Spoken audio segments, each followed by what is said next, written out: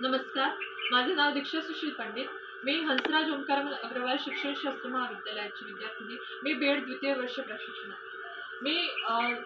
मी राजमाता अहिल्या यावर निबंध सादर केला होता, त्याबद्दल मी 2 शब्द सांगते. मधुर होती ज्यांची वाणी, मधुर होती ज्यांची वाणी, अशा जन्मल्या तत्वज्ञानी राणी. गाजवल्या ज्यांनी दिशादाही, त्यांच्या उत्तुंग कार्याला खरंच सीमा नाही. सुखात नांदली आमची जनता, सुखात नांदली आमची जनता, कारण उत्तम तत्वज्ञानी राणी होत्या राजमाता अहिल्या. राजमाता राज अनेक स्त्रियांचे कर्तृत्ववान इतिहास आपण ऐकला असेल. त्यामध्ये सर्वप्रथम येतात राजमाता अहिल्या. राजमाता अहिल्या यांना एक तडपती शमशीर असं म्हटलं जातं. त्यांनी अनेक कार्य घडवून आणली. त्यांनी ते फक्त स्त्रीवादीच नव्हे, तर त्यांनी संपूर्ण समाजासाठी कार्य केले. म्हणून ते एक समाज सुधारक म्हणून देखील ओळखले जातात. राजमाता अहिल्या यांचा जन्म महाराष्ट्रातील चौंडी या गावात झालेला होता. लहान वयात असतानाच त्यांचं लग्न झालं. 29व्या वर्षी त्यांना वैधव्य आलं आणि या वैधव्यानंतर त्यांनी सती न जाता अनेक स्त्रियांसाठी काम केले. त्यांना हे माहीत असून देखील की आपले द्वेष केला जाईल, आपल्या चरित्रावर प्रश्न उठवले जातील, तरी त्यांनी याचा विचार न करता स्त्रियांसाठी ते धडपडले आणि स्त्रियांसाठी अनेक कामं त्यांनी घडवून आणली. ज्यावेळेस त्यांनी फक्त स्त्रियांसाठीच नव्हे तर अनेक समाजासाठी देखील कामं केली. त्यामध्ये गोरगरिबांसाठी त्यांनी अनेक सोयीसुविधा उपलब्ध करून दिला. मजूर, साहित्यिक, बांधकाम विभाग यांच्यातील मजुरांसाठी, यांच्यातील लोकांसाठी त्यांनी जमीन, पैसा यांच्या सोयी उपलब्ध करून दिल्या. बांधकामाची अनेक कामे केली. त्यांनी सोमनाथ, विश्वनाथ, काशीनाथ मंदिरे उभारली. तसेच बांधकामाची इतर अनेक कामे केली. नंतर अनाथाश्रमे, धर्मशाळा त्यांनी उघडल्या. त्या धार्मिक होत्या परंतु धर्मांध नव्हत्या. म्हणून त्यांनी सर्व धर्म समभाव या तत्वाचा स्वीकार करून त्यांनी आपले राज्य चालवले होते.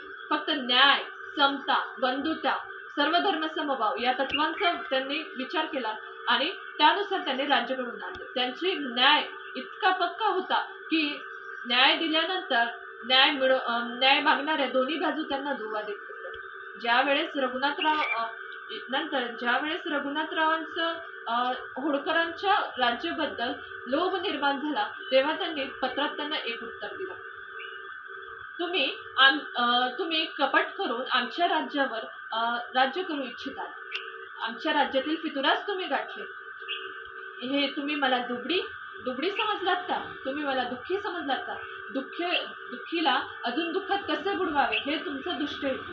परंतु मी जर आता आपण रणांगणात भेटू. मी जर रणांगणात उतरले आणि माझ्या महिलांच्या, स्त्रियांच्या फौज सोबत तुमची रणांगणात भेट झाली, मी जर हरली तर मी कीर्ती करून जाईल, पण तुम्ही जर हरलात तर तुम्हाला तोंड दाखवायला ही जागा राहणार.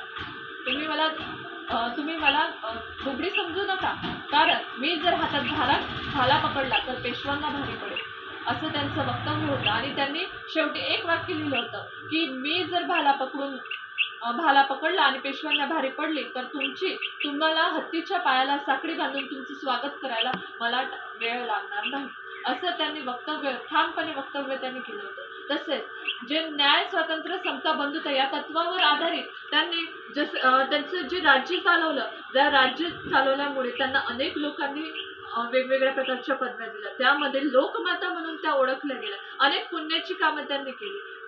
धर्मशाळा बांधल्याबरोबरच त्यांनी अनेक माहेश्वर येथील जे पैठणी त्यांनी प्रसिद्ध केल्या, पैठणी साडी ज्या प्रसिद्ध केल्या. नंतर माशांसाठी कणकेचा घोडा, मुंग्यांसाठी साखर, अशा अनेक प्राण्यांसाठी त्यांनी अनेक खाण्याच्या सोयीसुविधा देखील उपलब्ध करून दिल्या. तसेच अनेक अनेक झाडांची त्यांनी लागवड करून आणली. म्हणजे फक्त त्यांच्यातून फक्त निसर्गप्रेम दिसून येत नाही, तर अनेक समाज सुधारक ज्या गोष्टी त्या तिथून दिसून येतात. म्हणून राजमाता अहिल्या या एक लखलखती तलवार होत्या, तडपती शमशीर होता, असं त्यांना म्हटलं जातं. राजमाता अहिल्या यांच्याबद्दल जे सांगावे ते अगदी थोडेच. म्हणून पुण्यश्लोक माता म्हणून त्यांना ओळखले जाते, कारण त्यांनी अनेक समाजामध्ये अनेक अशी पुण्याची कामं केली ज्यामुळे त्यांना अनेक दुवा मिळाल्या आणि त्यांचे आज देखील त्यांच्या ज्या पदव्या आहेत त्या अमर आहेत. त्यांचं नाव या इतिहासात अलौकिक आहे. म्हणून इतिहासाच्या पानोपानी जिची गायली गाथा, इतिहासाच्या पानोपानी जिची गायली गाथा, अशा होत्या तत्वज्ञानी राणी पुण्यश्लोक माता, अशा होत्या तत्वज्ञानी राणी पुण्यश्लोक माता. धन्यवाद.